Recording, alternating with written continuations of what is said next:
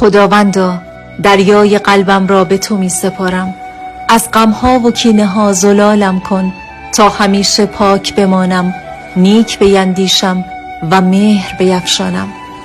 خدایا خودت خوب می دانی در ثانیه های ناامیدی پاهایم از حرکت می ایستد، دلم از خواستن تهی می شود، اما دستانم باز هم به سمت توست، چون می دانم هرگز رهایم نمی کنی.